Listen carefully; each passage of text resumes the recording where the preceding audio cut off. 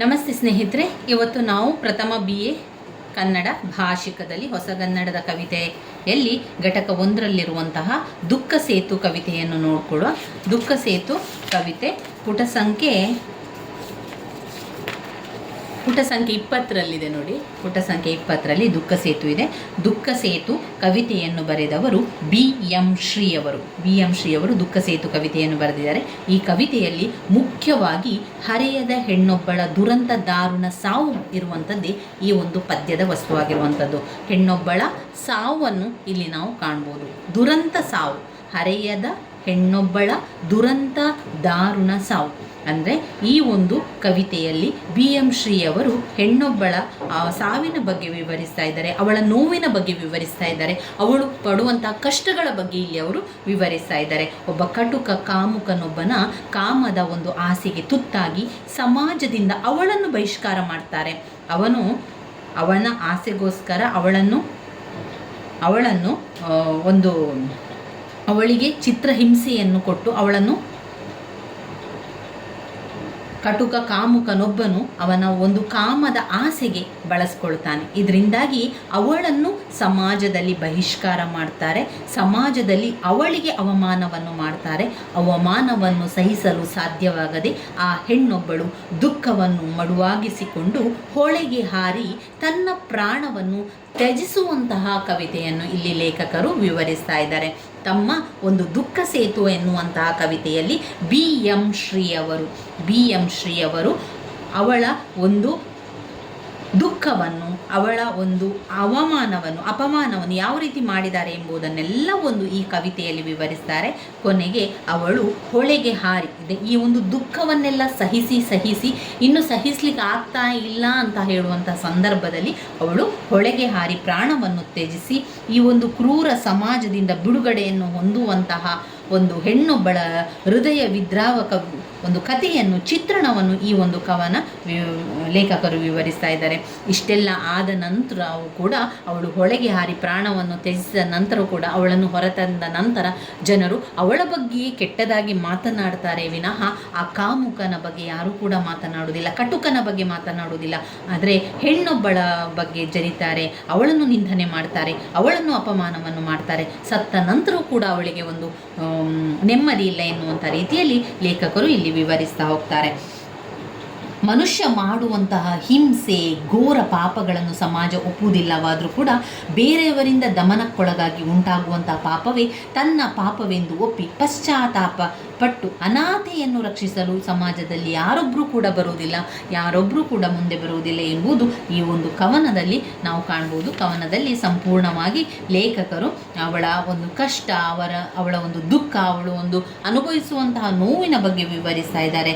ಜವರಾಯ ನುಂಗಿದಿ ಹೆಣ್ಣು ಮಗುವಿನಲ್ಲಿ ಹೊರೆದ ಕಲ್ಮಶ ತೊಳೆದು ಈಗ ತಾನುಳಿದಿಹುದು ಚೆಲುವಾದ ನಿರ್ಮಲವಾದ ಹೆಣ್ಣುತನ. ಈ ಒಂದು ಸಾಲುಗಳು ಸಂದರ್ಭ ಸ್ವಾರಸ್ಯ ಪ್ರಶ್ನೆಗೆ ಕೇಳ್ತಾರೆ ಸ್ನೇಹಿತರೆ. ಜವರಾಯ ನುಂಗಿದಿನಿ ಹೆಣ್ಣು ಮಗು ಎನ್ನುವಂಥ ಸಾಲು ಬಂದರೆ ಅದು ದುಃಖ ಸೇತು ಕವಿತೆಯಿಂದ ಆರಿಸಿಕೊಳ್ಳಲಾಗಿದೆ. ದುಃಖ ಸೇತು ಕವಿತೆಯನ್ನು ಬರೆದವರು BM ಶ್ರೀ ಅವರು ದುಃಖ ಸೇತು ಕವಿತೆಯನ್ನು ಬರೆದಿದ್ದಾರೆ.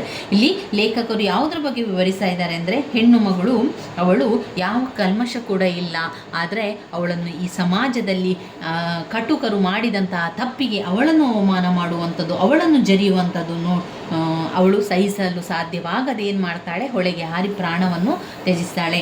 ಆಗ ಲೇಖಕರು ಹೇಳ್ತಾರೆ, ಅವಳಲ್ಲಿ ಯಾವುದೇ ಕಲ್ಮಶ ಇಲ್ಲ, ಆ ಹೆಣ್ಣು ಮಗುವಿನಲ್ಲಿ ಹೊರೆದ ಕಲ್ಮಶವನ್ನು ತೊಳೆಯಬೇಕಾದ್ರೆ ಅವಳು ಹೊಳೆಗೆ ಹಾರಿದ್ದು ತುಂಬನೇ ಅವಳ ಒಂದು ಕಲ್ಮಶ ಎಲ್ಲ ತೊಳೆದ ಹಾಗೆ ಆಯಿತು. ಜವರಾಯ ನುಂಗಿದಿನಿ ಹೆಣ್ಣು ಮಗುವಿನಲ್ಲಿ ಅವಳ ಒಂದು ಕಲ್ಮಶ ತೊಳೆದು ಈಗ ಒಂದು ನಿರ್ಮಲವಾದ ಹೆಣ್ಣುತನವಳಲ್ಲಿ ಉಳಿಯುವಂತಾಯಿತು. ಈ ಮಾತುಗಳಲ್ಲಿ ಅನಾಥೆಯಾದಂತಹ ಹೆಣ್ಣೊಬ್ಬಳ ಕರುಣಾಜನಕ ಸ್ಥಿತಿಯ ಚಿತ್ರಣವನ್ನು ಲೇಖಕರು ಧ್ವನಿಪೂರ್ಣವಾಗಿ ಯಶಸ್ವಿಯಾಗಿ ಅದನ್ನು ಅವರು ವಿವರಿಸ್ತಾ ಹೋಗ್ತಾರೆ. ದುಡುಕಿನಿಂದ ಹೆಣ್ಣು ನಿಯಮವನ್ನು ಮೀರಿದ ಕಾರಣದಿಂದಾಗಿ ಹೊಳೆಗೆ ಹಾರಿ ಪ್ರಾಣವನ್ನು ಕಳೆದುಕೊಳ್ಳುವಂಥ ಸ್ಥಿತಿಯನ್ನು ತಲುಪಿದ್ದಾಳೆ. ಸಾವಿನಿಂದಾದರೂ ಕೂಡ ಅವಳಿಗೆ ಒಂದು ನೆಮ್ಮದಿ ಸಿಗಲಿ, ಅವಳು ಹೊತ್ತಿದ್ದ ಪಾಪ ಕಲ್ಮಶ ಎಲ್ಲ ಕೂಡ ಕಳೆದು ಹೋಗಲಿ. ಹೆಣ್ಣು ಮಗುವಾಗಿ ಅವಳು ಹೊತ್ತಿದ್ದ ಪಾಪದ ಕೊಳೆ ಬದುಕಿನ ಅಂತ್ಯದಾಟದಲ್ಲಿ ಕೊನೆಗೊಂಡಿದೆ. ಸತ್ತ ಮೇಲೂ ಅವಳು ಮಾಡಿದ ತಪ್ಪನ್ನು ನೆನೆದು ಹೀಯಾಳಿಸುವುದು ಬೇಡ. ನಿರ್ಮಲವಾದ ಮನಸ್ಸಿನಿಂದ ಆ ಹೆಣ್ಣು ಮಗುವಿನ ಸೌಂದರ್ಯವನ್ನು ನೆನೆದುದಾದರೆ ಅವಳಲ್ಲಿ ಹೆಣ್ಣುತನ ವಿಶೇಷತೆ ಕಾಣಿಸಬಲ್ಲದು ಎಂಬ ಧ್ವನಿಯು ಇಲ್ಲಿ ವ್ಯಕ್ತವಾಗ್ತದೆ. ಅವಳನ್ನು ಹೆಣ್ಣು ಮಗು, ಅವಳಲ್ಲಿ ಉಳಿದಿರುವುದು ಹೆಣ್ಣುತನ ಎಂಬ ನುಡಿಗಳಲ್ಲಿ ಕವಿಯ ಮಾನವೀಯ ಅನುಕಂಪ ಮಿಡಿತ ತುಡಿತಗಳು ವ್ಯಕ್ತವಾಗ್ತದೆ.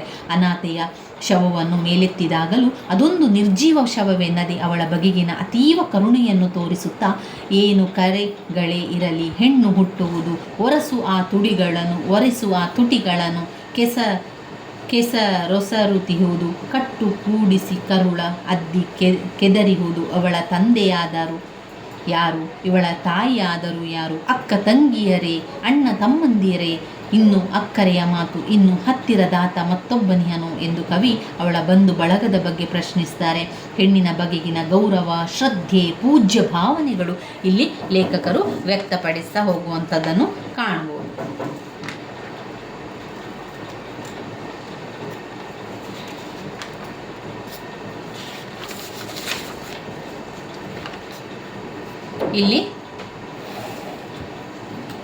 ಇಲ್ಲಿ ಬರುವಂತಹ ಅರ್ಥಗಳನ್ನು ಕೂಡ ನಾವು ನೋಡಿಕೊಳ್ಳುವ.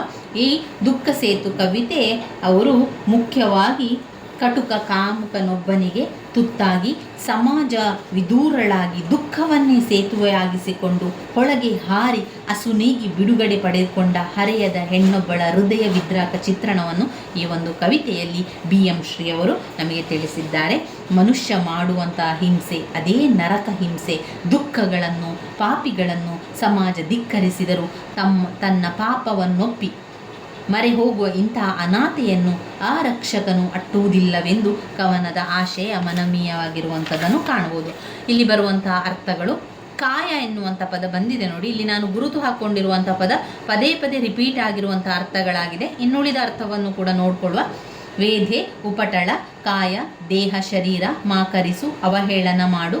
ಆಮೇಲೆ ಹೊರೆದ ಅಂದರೆ ಕೂಡಿದ, ಹೊರೆದ, ಕೂಡಿದ. ಹೊಲ್ಲ ಪೊಲ್ಲ, ಹೊಲ್ಲ ನಡೆ ಅಂದರೆ ಕೆಟ್ಟ ನಡತೆ. ಜವರಾಯ ಅಂದರೆ ಯಮರಾಜ. ಕೂರುಳು ಅಂದರೆ ಸುರುಳಿಗೂದಲು. ಅಕ್ಕರೆಯಾತ ಪ್ರಿಯತಮ. ನಿರಿ ಹಿಡಿದು, ಕಟ್ಟಿದ ಸೀರೆಯ ನೆರಿಗೆಗಳನ್ನು ಹಿಡಿದು. ನಡುವೇರಿ, ಸೊಂಟವೇರಿ. ಮೊರೆ ಅಂದರೆ ಪ್ರಾರ್ಥನೆ. ಮೊರೆ ಎನ್ನುವಂಥದ್ದು ಬಂದಿದೆ ನೋಡಿ ಅರ್ಥ ಹಲವು ಸಲ. ಮೊರೆ ಪ್ರಾರ್ಥನೆ. ಬದುಕು ಜೀವನವನ್ನೇ ತೊಯ್ದೆಸೆದಳು. ಜರಿಯುವವರ, ಹಳಿಯುವವರ, ನಿಂದಿಸುವವರ, ಧಿಕ್ಕರಿಸು, ತಿರಸ್ಕರಿಸು ಎನ್ನುವಂಥದ್ದು. ಇನ್ನು ಸಂದರ್ಭ ಪ್ರಶ್ನೆಗಳು ನೋಡಿ. ಇಲ್ಲಿ ಸ್ವಪರೀಕ್ಷೆ ಪ್ರಶ್ನೆ ಅಂತಲೇ ಕೊಟ್ಟಿದ್ದಾರೆ, ಆದರೆ ಇದು ಸಂದರ್ಭದ ಪ್ರಶ್ನೆಗಳಾಗಿದೆ. ಇದು ಪ್ರಶ್ನೋತ್ತರಗಳು.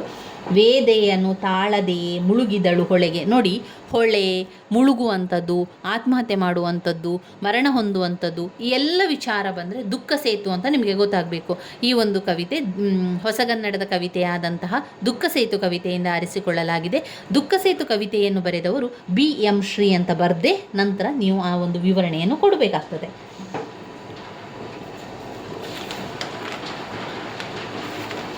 ಮೆಲ್ಲಗಿವಳನು ಮುಟ್ಟು ಮರುಗಿ ಹಿಡಿದೆತ್ತು. ಏನು ಕೋಮಲಕಾಯ, ಹೊಳಪು ಹೊಸ ಪ್ರಾಯ. ದುಡುಕಿ ಕಟ್ಟನು ಮೀರಿ ಕೆಟ್ಟವಳು ಇವಳು. ಕೊರಗ ನಗಿಸಲು ಬಲ್ಲ ಮಗುವಿಲ್ಲವೇನೋ, ಉರಿಯುವನೆ ಬಲ್ಲ.